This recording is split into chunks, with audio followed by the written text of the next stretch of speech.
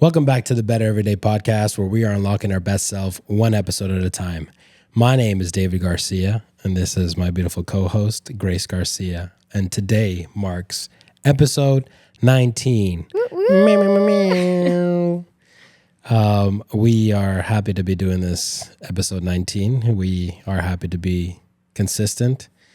No lie, I think that's one of the keys of what we're doing is being consistent. And I think that's part of being better every day is sometimes not me, but sometimes my beautiful wife is like, oh, I don't feel like doing it. But thank the Lord that she digs down deep and she gets the episode done. And at the end of it, she's like, babe, I have so many ideas. This is what we're going to do. And this is what we're going to say and blah, blah, blah. I think that we are balance each other because you are go, go, go, be consistent. And then I get the passionate ideas and the guest speakers. And, not that you don't do that. Yeah. But I see like vision and I get excited. I want to run. And then you are the consistent day in and day out. And I think that's a beautiful thing about two different people coming together is that I'm the more consistent person. I'm like, let's go, let's go, let's go, let's go, which is really key, especially in what we're doing. Yeah. And I think people who listen to podcasts or listen to anything or really follow anybody, I think that's one of the most, the biggest keys is consistency. People want to know that you'll be there when you say you're going to be there, right? And then your part is like the passion, but it's like a fire. And sometimes that fire starts dwindling down. But I'm just like, hey, let's keep going. Yeah. And it's like a perfect combination when it's like both a combination of let's go.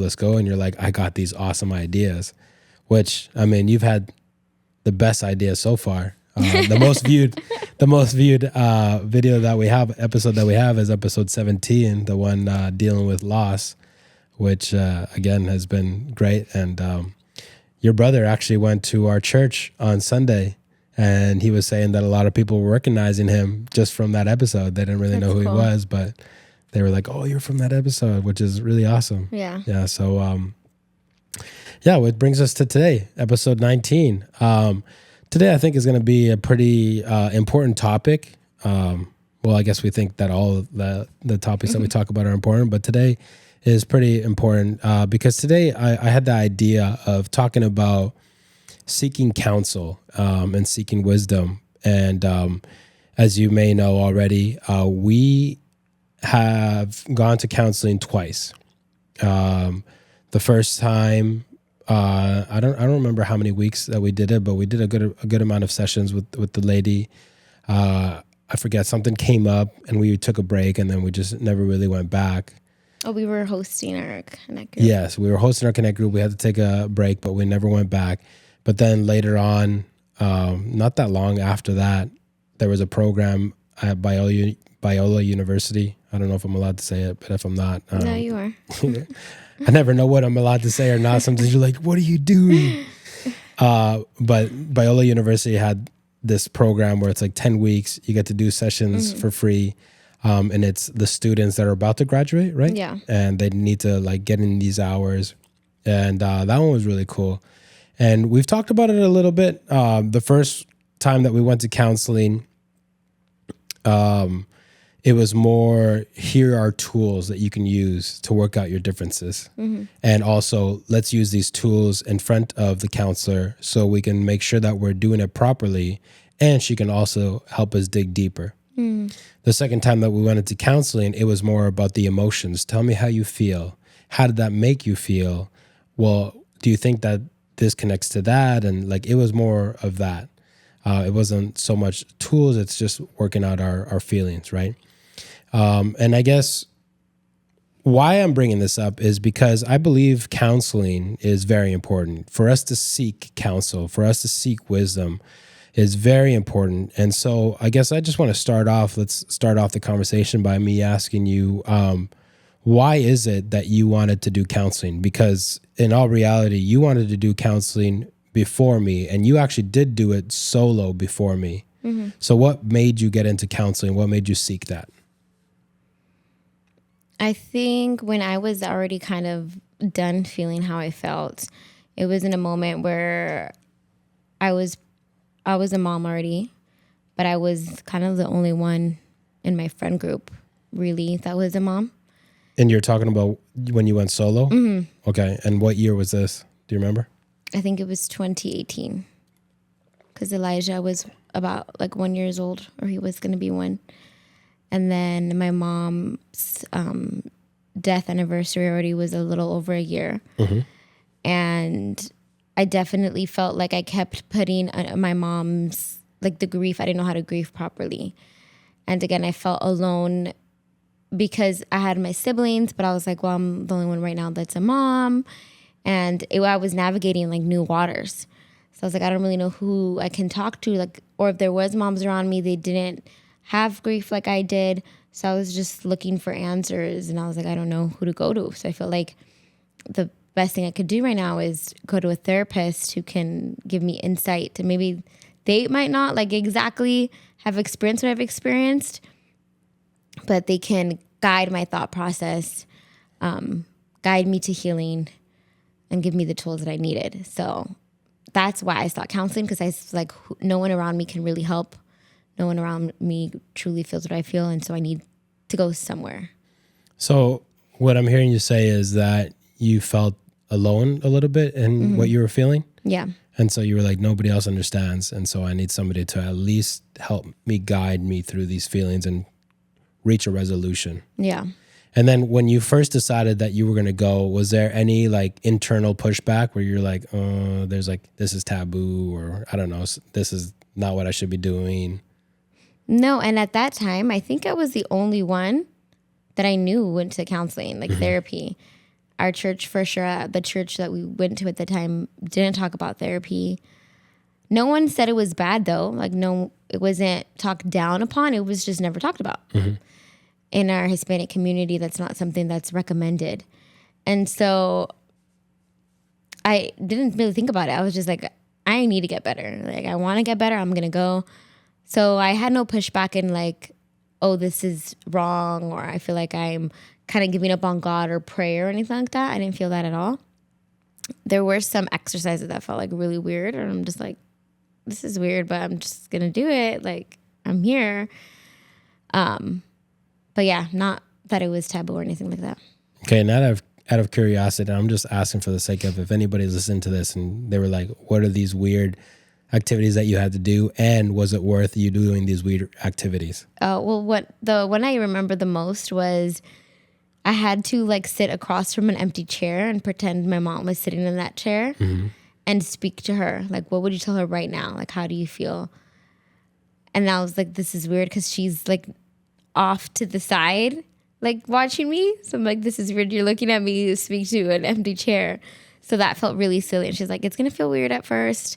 But I did. I was like, okay, she's watching me. She told me to do this, and I'm not a person to like go against authority anyway. Mm-hmm. So I just did it. And I mean, I think it worked, because I felt like I definitely like healed properly. I feel like I got to a place where I'm not mad at God from it, and I could see the good out of a horrible situation. Mm-hmm. But there were things like that where you're just like, this seems silly. It seems silly, but it helped. Yeah. Okay. And then you talked a little bit about the Hispanic. Do you feel like there's what's the word, prejudice towards counseling in the Hispanic community? Like, do you feel like off the hop, did you feel like maybe your dad like would have said something like, don't do it? Or do you feel like just in general, Hispanics just don't agree with that? Or maybe the general public? Yeah, well, my dad never made me feel any type of way about going to therapy. So my family didn't, but I think there is just general, whether Hispanic community or even outside, where they see therapy as like, dang, you really are losing control or something like that. Mm-hmm. Like you are at wit's end, or you are at your lowest point that you really need help. I think that's where they kind of see it. They don't see it as a healthy person going to get healthier, or a person who is doing good in life and just wants to unlock the next potential. Like, they don't think of those thoughts. They think, okay, like this is kind of bottom. Like, from what I hear you say, they see it almost like a rehab. Like, you're definitely messed up. Like, yeah, you can't help yourself. Like you can't stop yourself from self-destructing or whatever, and that's why you got to go. Yeah. And then what would you say to those people then if there's, because I feel like there's still a good amount of people that are like, oh, counseling, I don't know, like for me to tell somebody my problems. And then I think definitely like a stereotypical man perspective is like, I don't want to hear them to tell me like that I'm wrong or that I'm messed up or that I have to change, you know, like no man, the ones that are married, we already hear from our wives. Like now we are going to hear a third person tell us that. Like, so what would you say to people like that? Kind of relates to our past podcast, the last one, episode 18, where we said, why do so many people wait when they get bad news to go to the doctor to then make healthy changes? Where they say you already have diabetes and now they're watching the sugar intake or whatever it is, right? When you should have been monitoring, making sure you're eating good for the sake of being healthy. And so in that same way, like today, for example, we decided, you know what, my health insurance is good. We're trying to be better every day. I'm getting a full work done. So went to the doctor, asked, I want to make sure I'm good all across the board. Can I get a full blood panel? And so it's uncomfortable because you're being prodded and, you know, like dealt with in an uncomfortable way. I don't like being poked. So there are feelings of anxiety, feelings of I don't want to be here. But when you get the results back, it's not like a miracle changer, but it lets you know, okay, do I have to eat less sugar? Is my cholesterol too high? So that's where you decide, okay, now that I have this information, am I going to put the work to make sure I'm at my healthiest? Yeah. So same thing, when you go to therapy, there are questions where you're going to be like, this is very uncomfortable.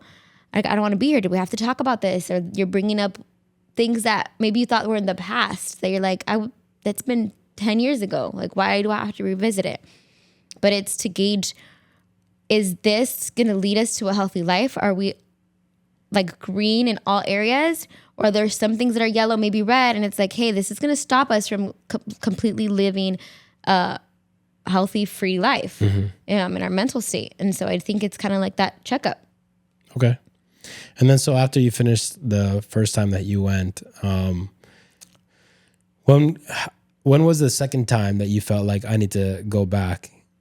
Yeah, well, the first time I went was due to my mom. I wanted to make sure I was grieving properly because, again, during pregnancy, I mentioned this in the last episode, I felt like I couldn't grieve due to my kid. They say usually when you're pregnant, your baby feels everything you felt. So that was good. And it ended up being, because I don't remember how long I was in therapy for, but the last half of the sessions where my dad was remarrying, which was perfect because I didn't plan it, but I was able to talk that through my therapist. So I felt like I healed and was able to accept his marriage great. So it helped I had my maiden name family atmosphere, if that makes sense. Like my Perez family. When I saw it the second time, it was for me and you. We were going through a tough time in marriage. I think I was dealing with postpartum with Araya and with a career change, which was in a toxic environment. And I didn't know how to ask you for help. I didn't know how to communicate my frustrations. Like we just didn't know how to communicate, period. And so I was just at my wit's end of like, okay, I'm gonna get a divorce if we don't fix this. And I didn't want to, obviously, and I knew it wouldn't have been a good thing, but I was like, I don't even know what to do anymore. So again, kind of what people think of like, oh, I'm gonna wait until this point to get a therapy. That's what I waited for. Like, okay, I don't know what else to do anymore. I'm at my wit's end, which I don't think I did seek that the first time. The first time it wasn't like, I'm going crazy. I'm at my wit's end. It was like, I just have no one around me to guide me. Yeah. The second time was definitely more of like, I need it. It's like a 911 phone call. And then how much time, did you spend asking, I'm going to say your husband, but I'm your husband. So how many, do you remember how long you were asking me like, hey, like we should go see counseling? Cause I know that it wasn't like nagging. I would never No. call it nagging because you weren't like, let's go. You like here and there, you would mention it. Yeah. Well, I mentioned it from when I first started therapy with Elijah.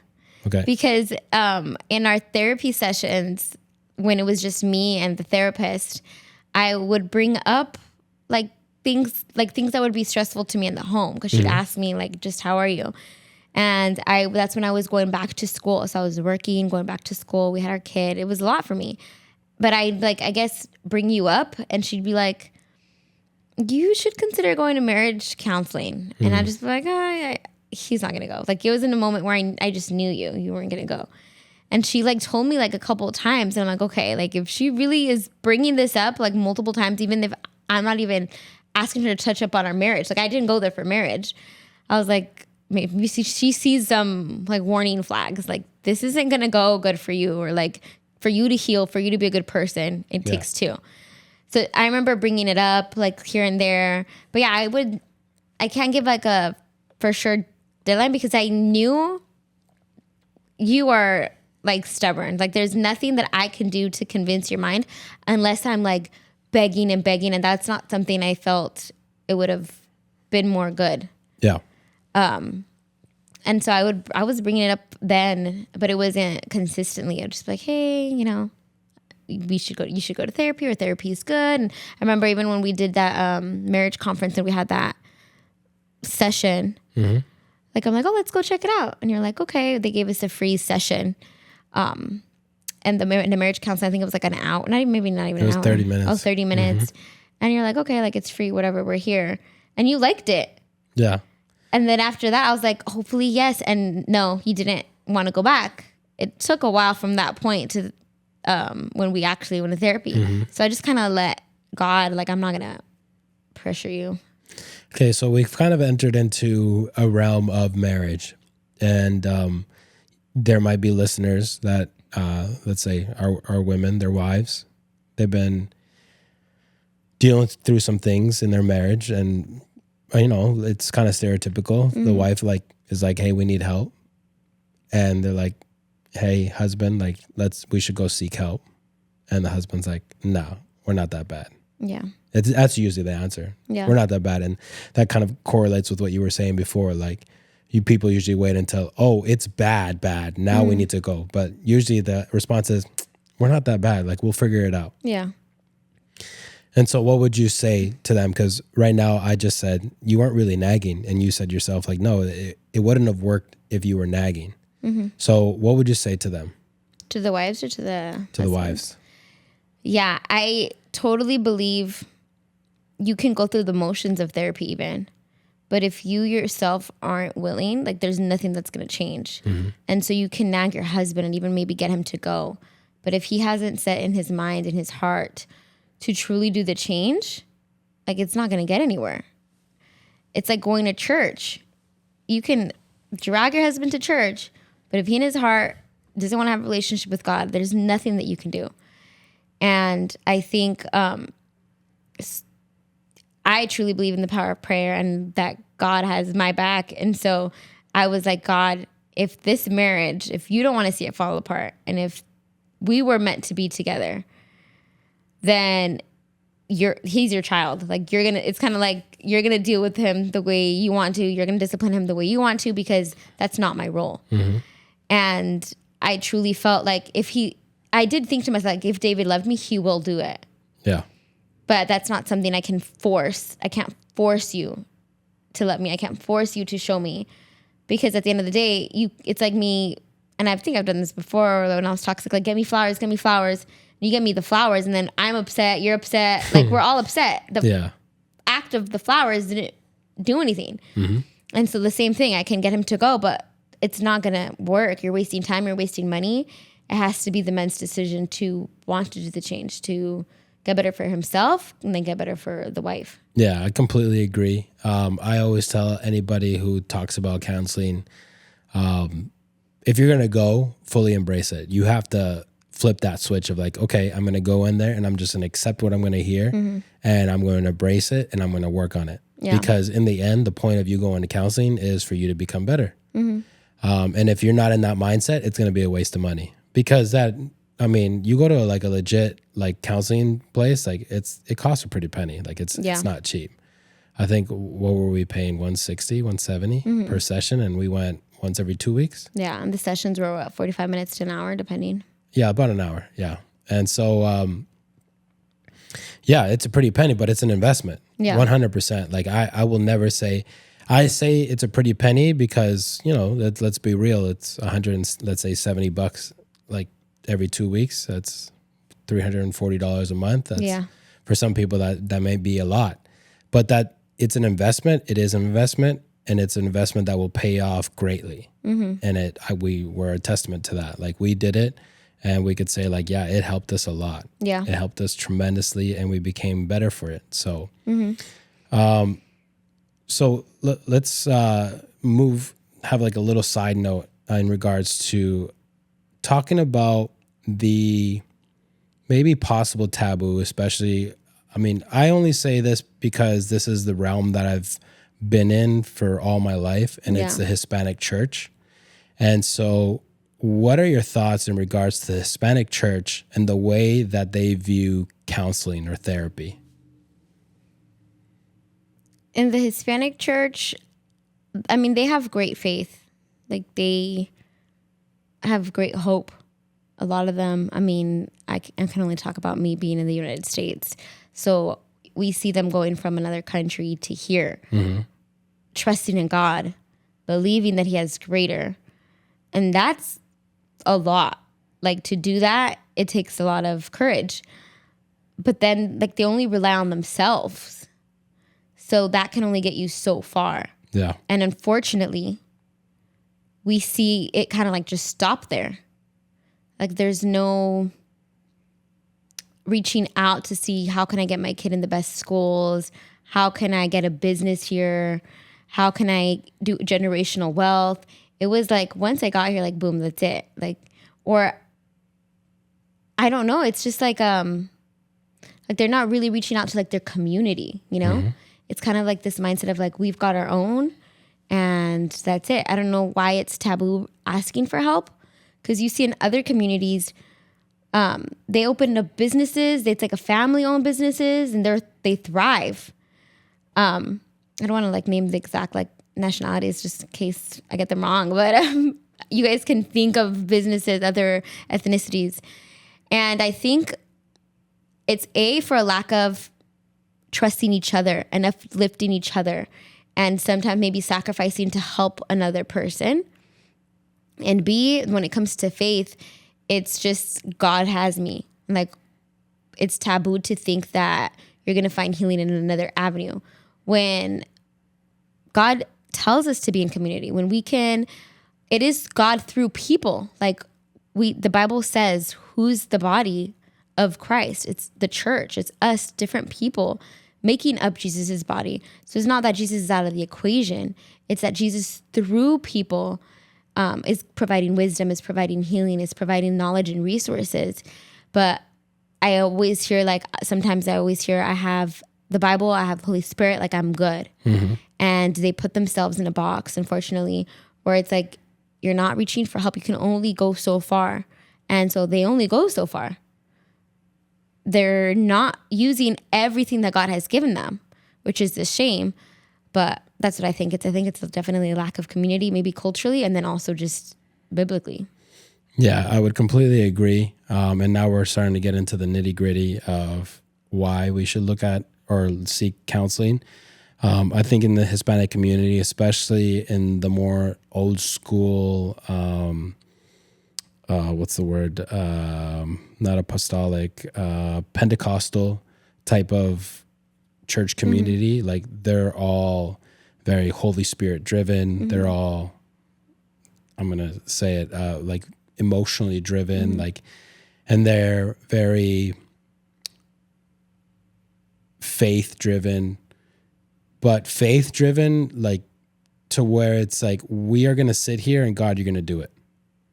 Which isn't faith. Yes. It's faith without actions is dead. Exactly. And I feel like I've said this analogy before. Sometimes you're like, God, I want a chair. And God's up there like, I gave you the tools and I gave you the wood. get to work. Yeah. You know, and like it's exactly like we said, there's people that have been equipped to be able to help you. And God has placed those people, those resources near you where you can go out and seek them and you can gain that knowledge and become better. But in the Hispanic community, for whatever reason, it's I'm going to have complete faith in God.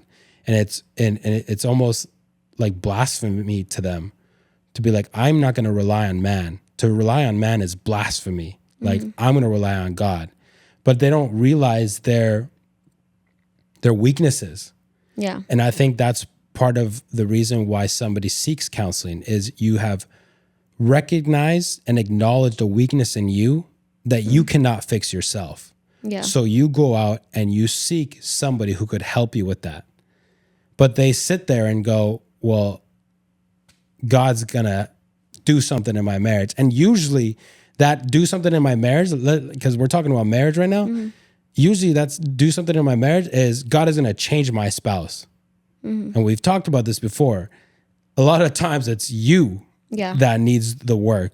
It's you that has been carrying out like trauma from your childhood or, you know, issues that you've been dragging and you're too prideful to admit like I got these problems. Like, and so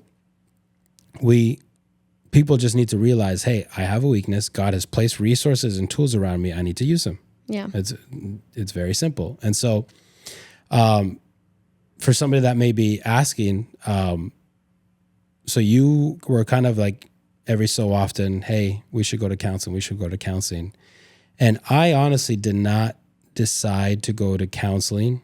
And I feel like you kind of left the space of, listen, I'm going to give the idea. And I think in that aspect, I give you the full credit and acknowledgement, and I honor you as like the helper of our marriage because you're like, I'm offering like the solutions, but I'm giving you the space. Like you're the one who's going to decide whether we go or not. Yeah. And like you said, I'm pretty hard-headed and I'm pretty sometimes prideful. And some people might laugh, but because they've been in that situation with me, but I'm one of those people, and I hate saying it, but I'm one of those people that it's not a good idea until it's my idea, you know? And so like I would hear you, I'm like, nah. But it's almost like an epiphany or like something clicks in me where I'm like, okay, now, you know, like, and it's what I said, like had I gone before and I didn't have the right mindset, then we might have wasted time or money or I might have not accepted any of it. Like, but in the time that I said, okay, let's go, it was around the time that we were having a whole transition in our life. I got a new job. We changed churches. We recognized that our cycle needed to change. Our atmosphere needed to change. Our environment needed to change. Our cycles, our patterns needed to change. Like we recognize like all this needs to change, or else we're gonna be like the definition of insanity, like doing the same thing over and over again and thinking that we're gonna get a different result. And so we're like, we need to do different things to be able to get the different result, and that's what we did. Yeah. And so that's the time that it just clicked for me. And we always talk about flipping the switch. The switch was flipped for me, and I'm like, okay, let's go. And I remember you kind of being surprised, like, for reals? And I'm like, yeah, let's go. Let's work. And you've said it before, like I'm all in or I'm all out. And at that point, I'm like, I'm all in. Let's go. We're making all these changes. We're going to get healthy. Like I was at that point, I don't know if desperation, but I was at that point like, no, our situation needs to change. Our marriage needs to change.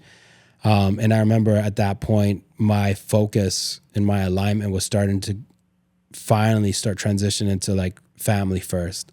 Yeah. Because before that, family was not first for me. As much as I loved you guys, and I did love you guys, but I didn't, with my actions, with my thoughts and everything, I didn't make you guys my priority or first. And when everything started shifting, I'm like, nope, family comes first. I need to do this for my marriage. I need to do this for my kids. I need to do this for the next generations. I need to do this just for plain old peace and love and joy within our home. And so, yeah, it clicked for me, and I'm like, okay, let's go. And again, I repeat, I acknowledged and I recognized a weakness within me and a weakness within us. And it was something that we finally recognized, and we dropped our pride. Because I feel like for us to seek help, it takes two things. It's the recognition of there's a weakness in us. We acknowledge it. We drop our pride. And number two is somebody else knows better than me. And that's part of the pride as well for a lot of people, is like, I can figure this out on my own. Yeah. If you haven't figured it out in the last couple of years, buddy, go seek help in whatever area that you're struggling in. And right here, we could start even transitioning over to not just counseling, but in the Bible, in Proverbs, it says, if you walk with the wise, you're going to become wise. Like, how are you going to seek wisdom in this world?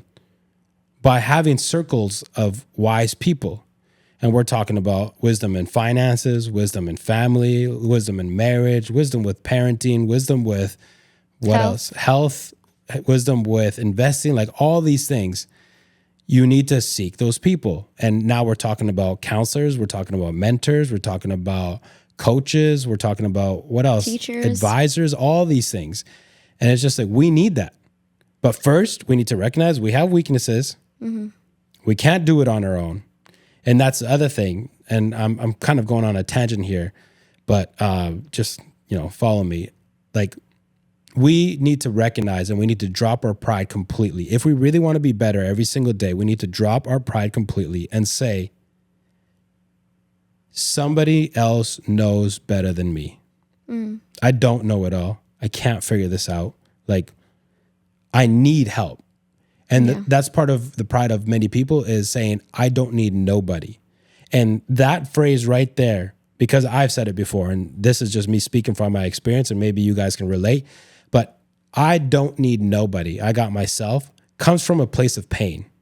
Comes up from a place of, I felt like too many people have let me down, that, you know what, I'm not going to put myself in that situation anymore.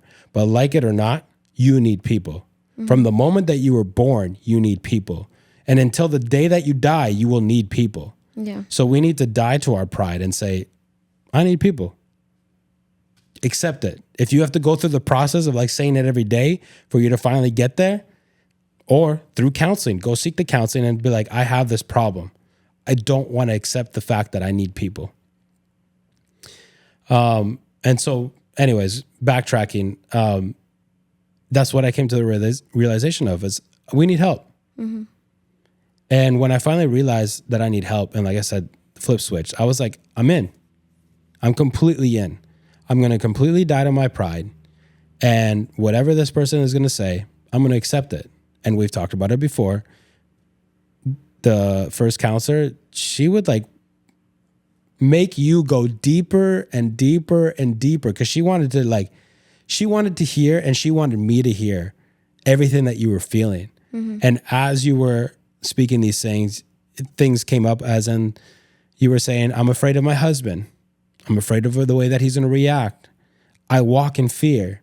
I walk around eggshells, and then all I heard, and because I'm an 8 and I'm wired to like look out for the underdog, as I'm hearing this, I'm like, how have I allowed myself to be the monster in this story?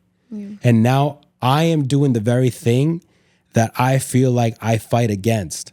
Like when I see somebody getting picked on, when I see somebody getting kicked while they're down, when I see somebody walking in fear, I'm just like, no, I need to say something. At the very least, say something. I need to make the other person feel uncomfortable, because that's not okay. And maybe I can't change the situation, but I need to like at least plant the seed of like, that's not okay. And I realized like, I'm that person. And as I'm hearing this, I just, again, we have two choices. I tap into my pride, or I die to my pride. And every single time, it wasn't easy. I'm not going to say it was easy, but I died to my pride, and I was like, I need to work on this. And so many times that we seek counsel, we seek mentors, we seek coaches, I don't want you guys to feel like it needs to be comfortable, because many people would be like, I'm going to go to a counselor. I didn't feel comfortable with them. Or coach, I didn't feel comfortable with them.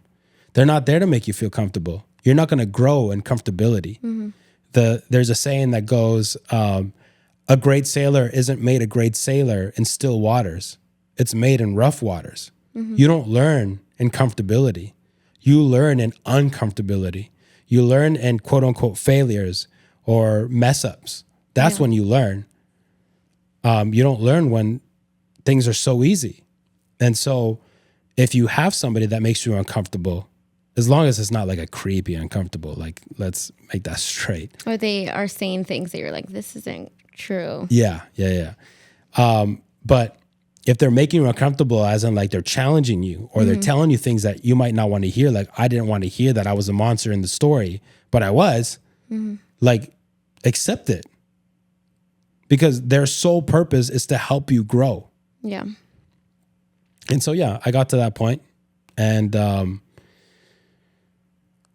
with the first one, we got the tools. And that's another point that we're trying to get at as well is what is the point of going to a counselor?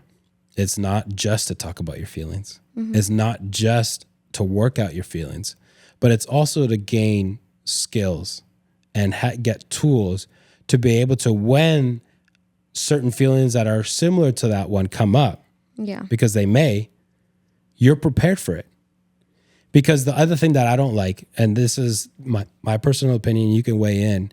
When we went the first time, I told you straight up, I'm like, I'm not gonna be here forever.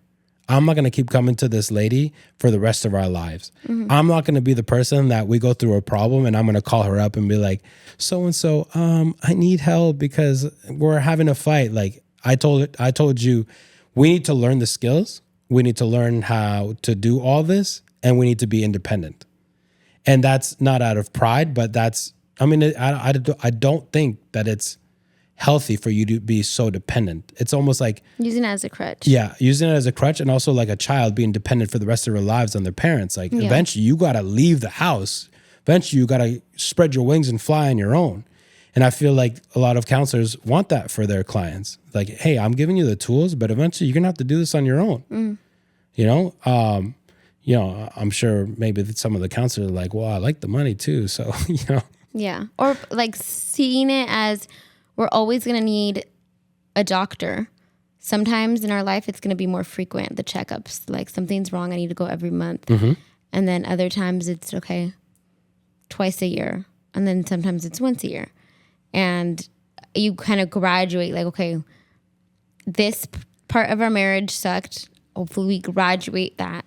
And now when we go back to counseling, it's for something else. Because that's, I feel like, the second time we went for something else. And then it's when we seek another time, it's for another thing. We can go back for that first thing and just see, hey, how are we doing? Like reflection, kind of a checkup. Because I don't think also like, oh, just stop going. Yeah.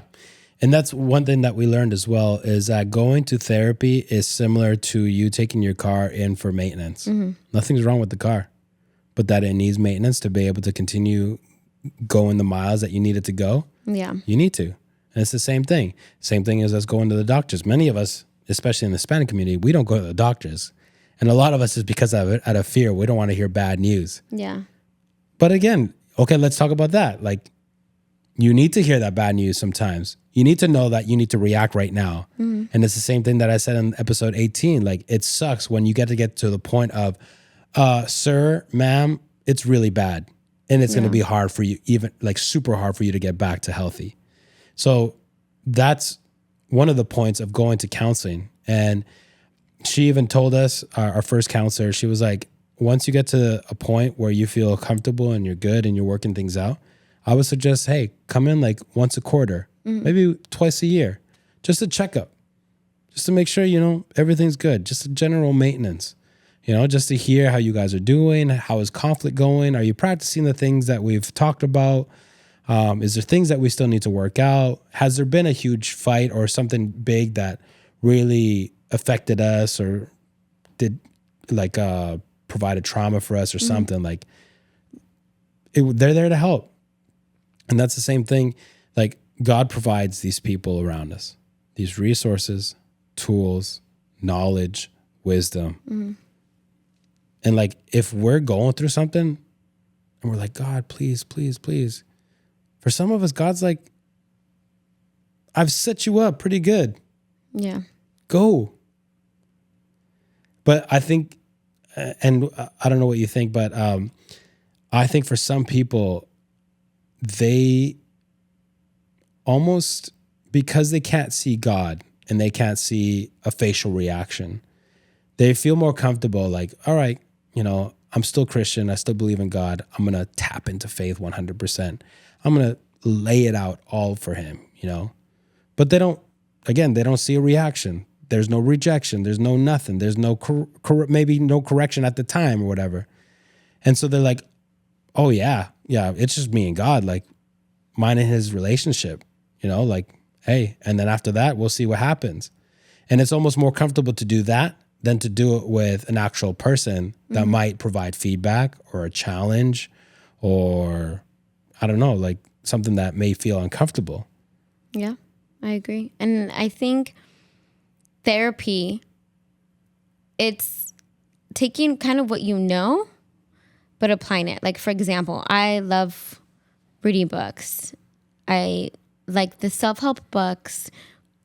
If I could go back to school just for the sake of learning, I would. But there's sometimes where like you read a book and you're like, this is so good. And you're like, I just don't want to read it. I want to apply it. But you can't do that until you practice. Mm-hmm. And if you don't put it into practice, that knowledge is a waste. It's for nothing. And there's many times where I'm like, oh, I wish the author or like the person who told us to read it, like show me how to do this. Like, let's actually do this. Let's implement this. Yeah. And same thing when you go to church and you, for the first time, you're like listening to the Bible and you're like, oh my goodness, I want to live this life. Just reading it is not going to change you much. It's only when you start applying it and living it. And that's why hopefully you go to church and you are in community and you have pastors and you have leaders. It's teach you how to apply it. And so same thing, the therapist is there to see like, maybe you might know the stuff. Maybe you might learn. But the therapist is there to see, okay, now let me see you apply it. Let's practice here. Let's do some sessions here so that what you truly know now, like you're putting it into practice. We're seeing change. So it's more like practical. It helps, for me, it helps so much because it's like, okay, I'm not just reading it on pages now. I'm putting it into practice. Someone is telling me, no, you're doing it wrong. Try again. Mm-hmm. Or try it this way. So that's why I love it. And I highly recommend it. But I know we mentioned in the last episode that you were the last two, it was the grief one, that you were going to start going to therapy on your own. Mm-hmm. First, I'd like to explain, like, is it at a point of, we said sometimes people wait for desperation. Is it like a checkup? Is it like, where would you say you are to be like, okay, I think I need to go to therapy alone? Because to be honest, I always thought it's a good idea, but I'm like, okay, it took him a lot for me. I don't know. I didn't want to give a help of him just going alone, So I was like, oh, okay. I'm really proud of you. Thank you. I think in the moment that I made the decision I need to go, it may have been a little bit of moment of desperation. Lately, I've been going down a path that I see is a repetitive cycle to how my dad used to act.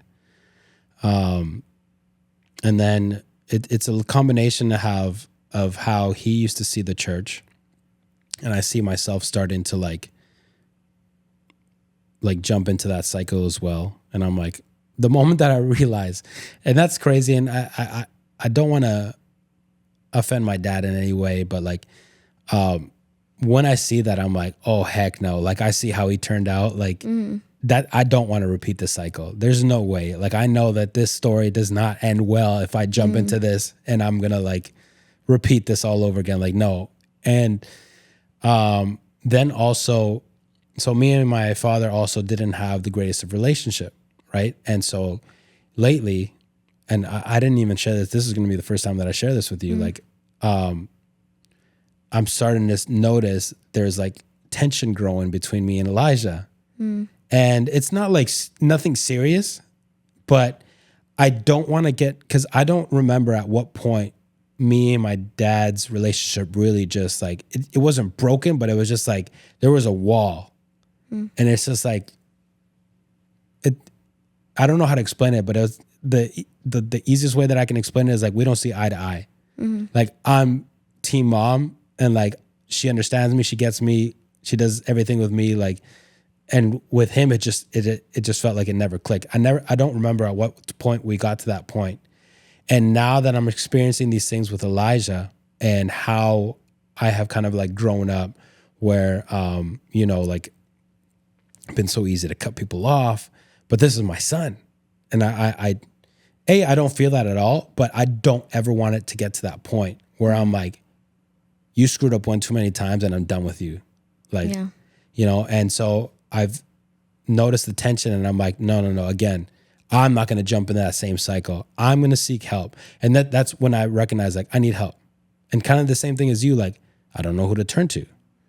And I guess to be completely honest, I don't know if I trust anybody with this information to be able to help me. And so I'm like, I need to go to a counselor. I need to work this thing out. And again, because I see the possibility of the negative repercussions, I'm like, no, I can't let it get there.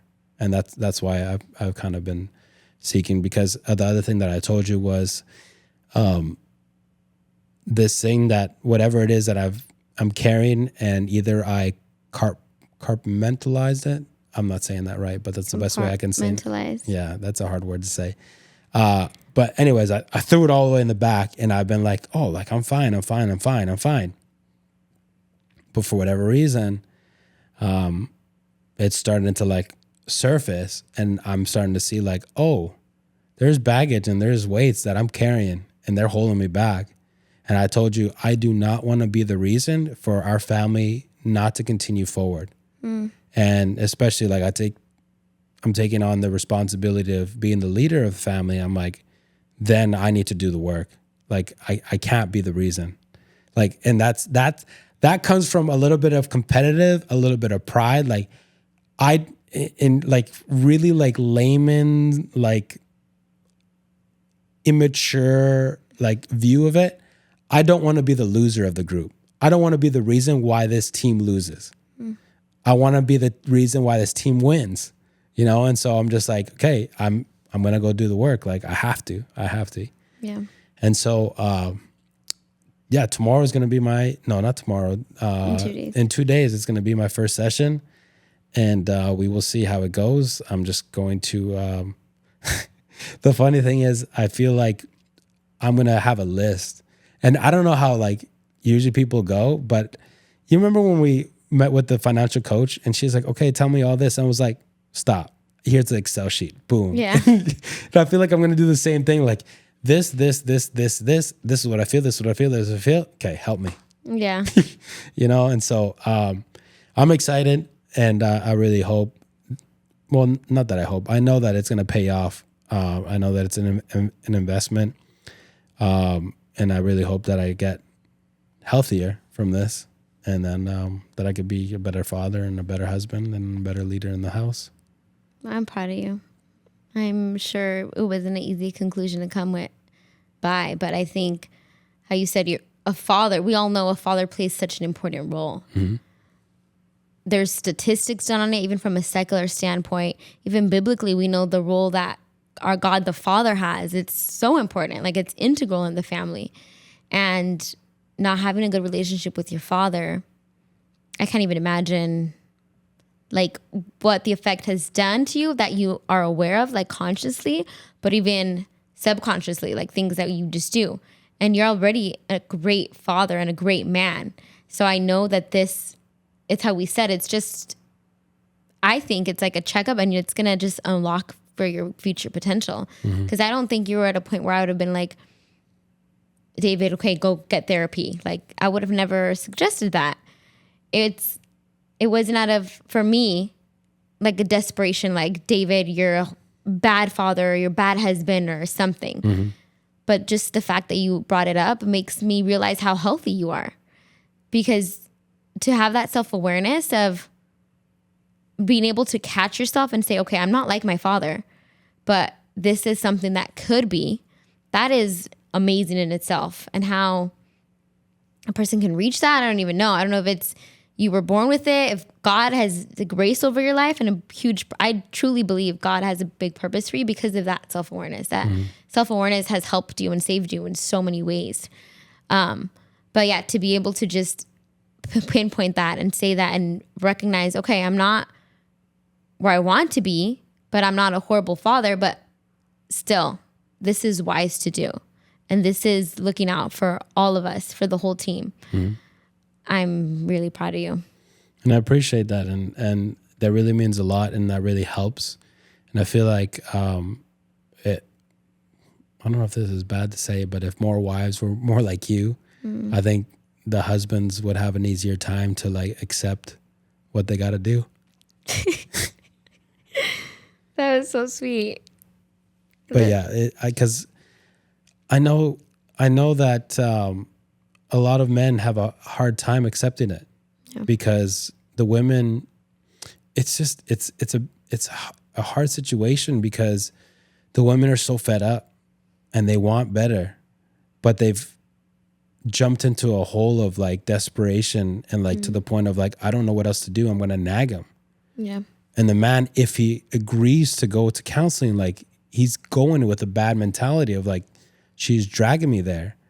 And you see it in movies, you see it in shows, like the man's just there like, oh, I'm here because she dragged me here or whatever, you know? And it would be so much healthier if we could do it like in a more natural, more organic way of like the women planting the idea and the man finally like, okay, let's do it. And I think it's part of patience and faith. Yeah. Because, I mean, I don't know how you did it, but you did it where you weren't nagging. It was like once in a blue moon, you'd be like, hey, like therapy? And I'd be like, oh yeah, we'll look into it. And then time just flew by, like never looked into it. And it was just, I guess that is very admirable too. And I hope that women can see that and be like, okay, like there is hope. And it is okay for us to not like have to like keep pressing the button of like nag to get what you want, thinking that that's going to be the solution. Yeah. And it could be the solution. It could help a lot. But if you get there in a bad way, it's not going to help at all. You know, and I think that's a testimony in itself of like, hey, I put it in God's hands. I mention it once in a while as the help of the family. And eventually we got there. And that's a testament to faith. I truly believe my mom helped me. And I saw it in her. It's not even that she kind of like gave me this verbatim like lesson, like word for word, but it was who she was.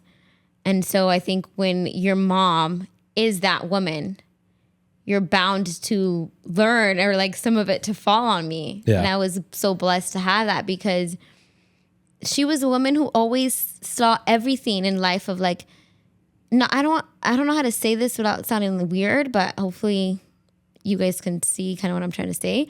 It wasn't like everything's going to go my way of like in a bad way, but it's God has favor and grace over my life. So everything's going to go kind of like how he wants it to go, like that is good for me.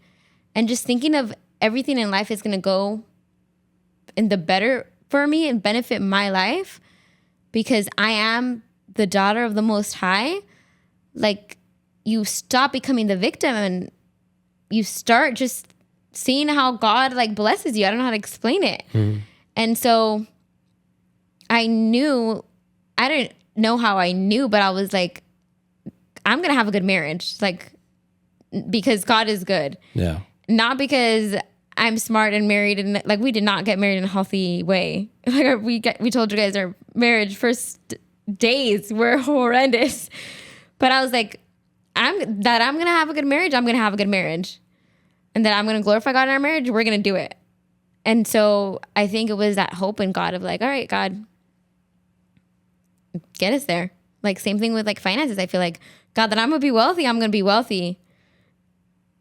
Like, okay, now get us there. Not that we're not doing the work. It's not faith without any actions, but it's truly believing that God has a better future for us, not being the victim and leaving it in his hands. And I do see how it can be frustrating and so hard. And because if there's moments, I'm not perfect. There's moments where we argue, and there's moments where I do fall in a hole of desperation and I do start saying toxic things. And I see like, whoa, a woman can tear her house down. Like it's easy. Yeah. That I've had those toxic fights, like I have. And it's scary to see like, dang, if I become this person and if I have this lifestyle that's of destruction, like it's not good. And so if I can tap to my God-given like purpose, which is to help and do in a place of hope, knowing that I can't change you. That's why it's called help. Because I cannot be the one to get you there to do that. That's completely you and God. But to help plant those seeds and like wait, sometimes it's hard, but it's so worth it. Yeah. And I just thank you for recognizing it. That just made my whole life. And yeah, I guess in closing, I want to reiterate, although you hate when I reiterate, but I'm going to reiterate. Go for it. You just made my day, so I don't care what you say. It is important for us to seek help in all areas of our life, whether that's counseling, whether that's mental health, physical health, finances, spiritual health. What else? Health. All the areas of your life. And for us to be able to seek help, again, we need to recognize that we have weaknesses, that we aren't the greatest in those areas. We need to die to our pride. We need to acknowledge that we do need people.